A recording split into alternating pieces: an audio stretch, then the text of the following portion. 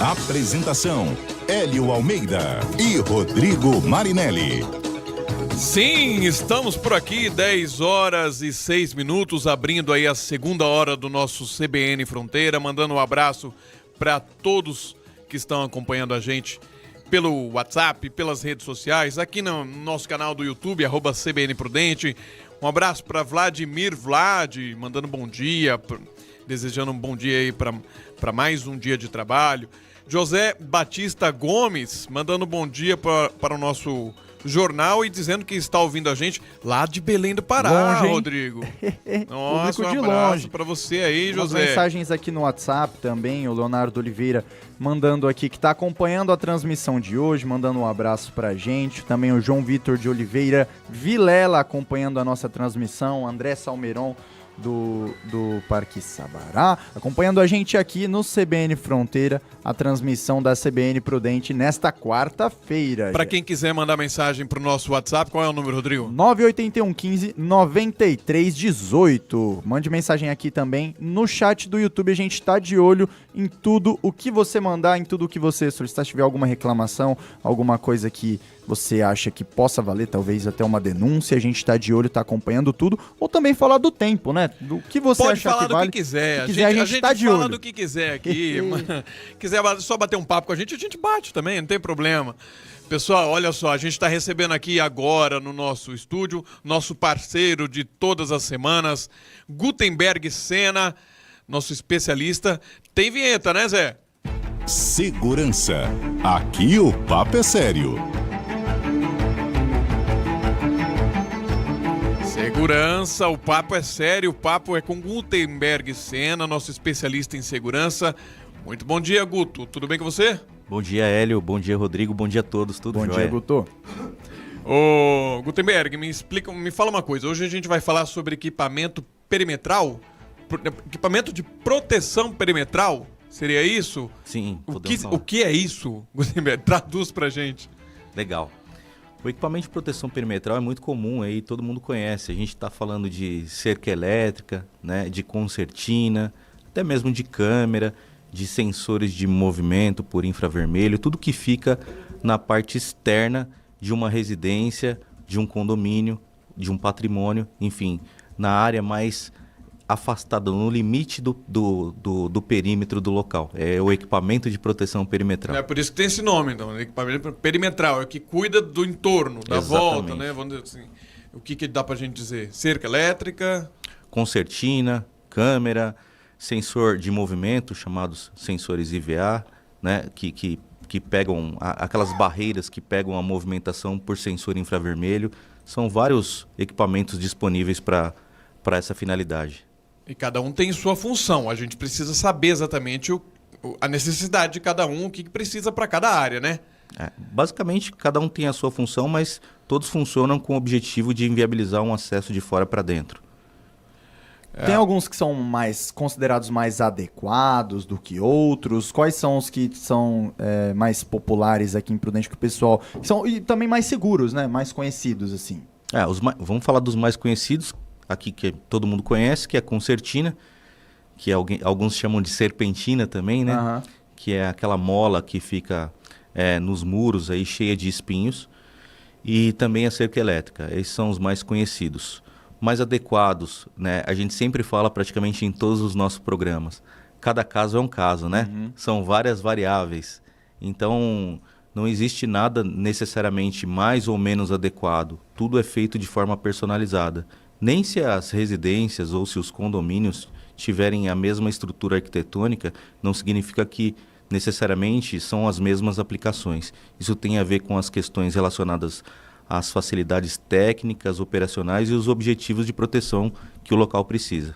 A concertina é uma coisa e a cerca elétrica é outra. As duas têm que trabalhar juntas, tem que ter as duas coisas, ou você acha que depende da ocasião? Não, muito pelo contrário. Cada um tem uma finalidade, não tem que trabalhar juntas, né? Às vezes existe essa implantação, vamos dizer assim, de dois equipamentos com o mesmo objetivo, mas nem sempre isso aumenta o nível de segurança. Às vezes só aumenta o custo, né? Na grande maioria dos locais, pelo fato de eu ter vivência aí de rotineira, né? Uhum.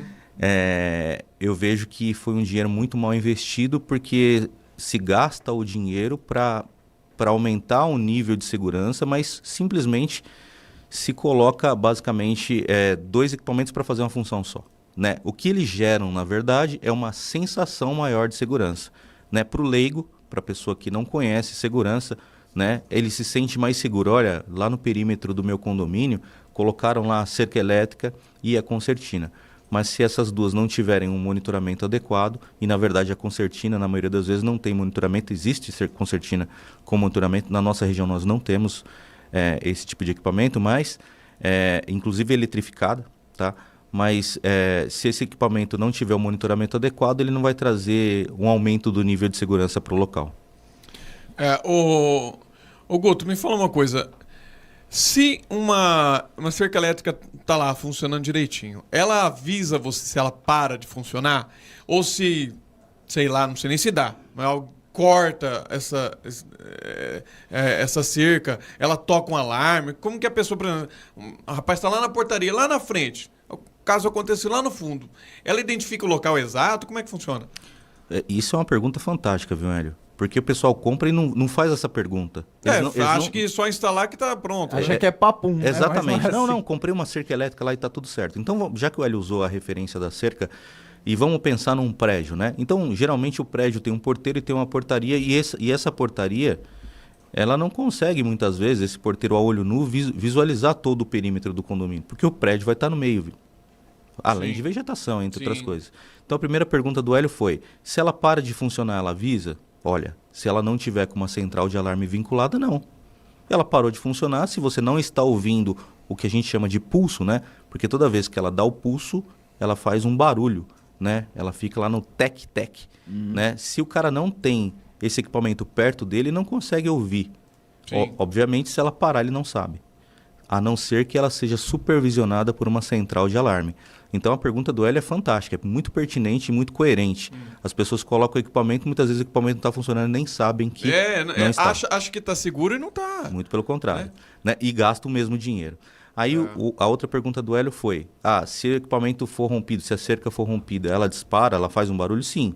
Né? Ela faz um barulho, gera ruído, ela pode gerar sinal luminoso, ruído, enfim. Vai da proposta que está sendo feita. Do tipo de equipamento e a configuração que foi feita. Exatamente. Né? Mas vamos imaginar essa mesma situação. Né? Então tá lá a gente parado dentro de uma portaria, observando ali a rotina de movimentação em qualquer hora do dia ou da noite. De repente, disparou a cerca elétrica. O que esse cara faz? Esse cara sai do local que ele está e vai verificar no entorno do condomínio o que aconteceu? Não. Ele fica na portaria e aciona a polícia? Não. Então não é só um equipamento que vai gerar a solução de segurança para ele. Ele precisa ter uma visualização do que está acontecendo. Então não adianta ser... Tempo real, né? Exato. Simplesmente colocar um equipamento e falar, agora estamos seguros. Porque a maioria das vezes dos disparos, usa-se muito o termo de disparo falso, né? Não existe disparo falso. O disparo sempre é ocasionado por alguma coisa. Muitas vezes não é uma coisa que está agredindo o condomínio, mas é uma ave, é uma vegetação, né? É uma situação do tempo diferente, um galho, enfim. Mas não é falso, é um disparo que é verídico e aconteceu por um motivo que não é um motivo de agressão, vamos usar isso aí. Então é importante a pessoa entender, na hora de colocar o equipamento, como é que eu vou reagir em função de um disparo, seja ele qual for. Qual que é o protocolo? Né? Não é só gastar o dinheiro para dar a sensação de segurança que a gente fala toda semana aqui. Você é saber aonde está sendo aplicado o dinheiro e qual que é o tipo de resultado no aumento do nível de segurança que aquele local vai ter. É a relação de eficiência, né, Guto? Sobretudo. Então, saber, você entender a forma como isso acontece. E como que essas pessoas podem saber de determinado tipo de equipamento a procedência que elas devem adotar depois ou durante uma ação nesse caso, né? Nesse caso que a gente está abordando os equipamentos de proteção perimetral. Como que elas devem saber como reagir nesse tipo de situação? A primeira coisa é a seguinte, Rodrigo. Como é que a pessoa pode saber qual equipamento colocar? É simplesmente perguntando para as pessoas certas, solicitando a análise de quem tem conhecimento de causa. E assim, o instalador, e nós temos instaladores fantásticos aqui na nossa região, o nível do pessoal é muito alto, mas eles não entendem necessariamente de segurança. Eles entendem Entender do material que está instalando. Né? O vizinho que colocou também não entende de segurança. O rapaz que trabalha, sei lá, na delegacia entende segurança pública, não entende segurança preventiva nem patrimonial. Tá entendendo? Então, assim, é perguntar para a pessoa certa, consultar a pessoa certa, pedir uma análise de risco, desenvolver um projeto e, sobretudo, se você está falando de condomínio, você tem que ter um treinamento. O pessoal tem que estar treinado, tem que estar capacitado. É o que eu falei em um programa anterior. Tem que estar sempre atualizado, né? Exato. Mantendo treinamento, saber o que fazer nessa hora que o Rodrigo está falando, né? Eu diria para você, meu grande amigo Hélio, que entre 85% e 90% dos profissionais que atuam na nossa área, na área da segurança patrimonial, não estão atualizados nos seus treinamentos, não têm treinamentos adequados ao ambiente que trabalham, não sabem protocolos de emergência. E olha o número que eu estou falando para vocês, isso é muito crítico. Isso é muito crítico. E, sobretudo, os gestores não estão preocupados com isso, muitas vezes.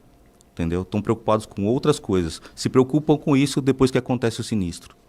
Infelizmente, muitas vezes está focado mais em deixar um ambiente mais bonito e menos se despreocupa com a segurança até que aconteça alguma coisa. Exatamente. E aí vamos pensar no morador, né? Para que o morador mora dentro de um condomínio? Ué, primeira coisa é para ter segurança. Óbvio. Ele mudou para lá para quê, né? Ele quer segurança. É a lógica, né? Exato. É a lógica, ele foi lá para ter segurança. É óbvio que ele quer todos os benefícios que tem no condomínio, mas principalmente a segurança que o condomínio tem que oferecer. Exato. E ele vai lembrar disso, infelizmente, quando a coisa já não está na condição mais adequada. Ô Guto, a gente trouxe essa perspectiva para moradores de condomínio, mas e quando se trata de equipamento de proteção perimetral para a parte de comércio, para a parte comercial? Existem alguns que são mais adequados? Existem algumas procedências diferentes a se adotar quando você vai fazer a instalação ou na funcionalidade deles mesmo, também na eficiência? Não, Rodrigo, na prática o critério é o mesmo. A única diferença é que, quando a gente está falando de condomínio, via de regra, a gente precisa imaginar que existe um efetivo de segurança lá para cuidar disso aí. Quando a gente fala de comércio ou residência, não necessariamente as pessoas estão lá. Né? Não necessariamente estão lá. Então a gente precisa pensar como é que esse equipamento vai conversar com a gente numa situação. Como é que a gente vai responder a um evento desse equipamento? Porque assim, eu coloco lá um equipamento de proteção perimetral, né? Porque, só para a gente recapitular um pouquinho, proteção ela tem que ser feita sempre em camadas, né? De fora para dentro, né? Quando a gente está falando de patrimônio. Então, o primeiro equipamento de proteção deve ser o perimetral. Mas aí o que acontece? A pessoa está lá no comércio ou na residência dela, está no outro local e esse equipamento dispara. Não tem uma comunicação com ela. Simplesmente vai ficar gritando, igual o Hélio comentou agora há pouco, fica a sirene ligada lá à toa. Né? Gastando energia, né? Simples assim, incomodando os vizinhos. Né? Existe um equipamento aqui e ela recebeu um reporte que o equipamento foi disparado. Como é que ela vai conseguir observar aquele local?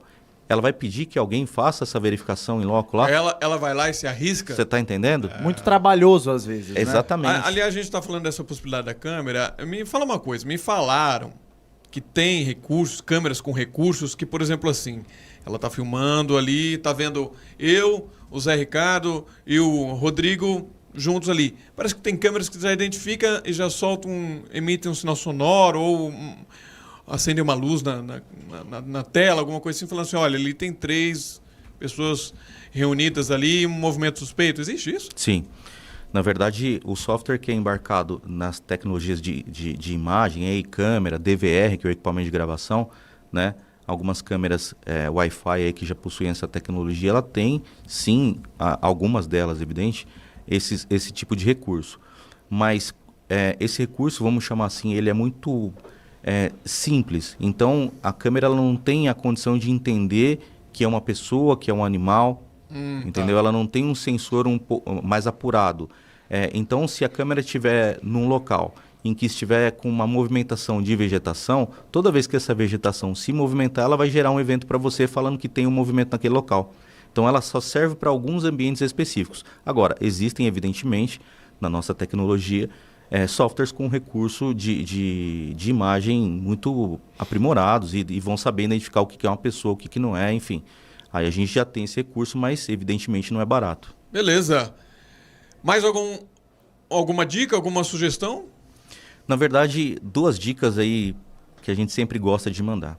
Não faça um investimento para o pessoal que está em condomínio ou residência, não faça um investimento sem ter plena segurança de como é que o equipamento vai trabalhar, como é que ele vai responder a uma situação de emergência, o que é o comprometimento desse equipamento, o que pode gerar disparo falso, o que vai te atrapalhar ou te causar insegurança ao invés de segurança. Então, na hora de fazer o investimento... Incerteza, né? Exatamente. Aquilo de não saber o que está acontecendo, não estar no local e não saber aquilo que... Isso acontece muito, na verdade, né, Guto? Eu vou dizer para você que 98% das vezes é disparo que a pessoa colocou o equipamento no lugar errado, com função errada, e gera os disparos que, na verdade, que nem a gente falou, não são falsos, são verdadeiros, mas recorrentes e geram o quê? Aquela despreocupação. Deve ser o galho, deve ser um passarinho. E os vizinhos também ficam sem saber o que está acontecendo, Exatamente. Então fica todo mundo sem ter essa comunicação correta. Exatamente. Né? E aí o que acontece? Sempre deve ser, uma hora, não é como é que faz. Né? É isso aí. Guto, muito obrigado pela sua participação aqui no CBN Fronteira mais uma vez. Semana que vem a gente está de volta e vamos falar sobre o mercado de trabalho da área de segurança, muito provavelmente. Exatamente, isso aí. Beleza? Combinado então para a semana que vem. Um grande abraço. Obrigado, Rodrigo. Obrigado, Hélio. Obrigado a todos. Forte abraço, boa semana. Valeu, Guto. Obrigado. Um abraço. Segurança. Aqui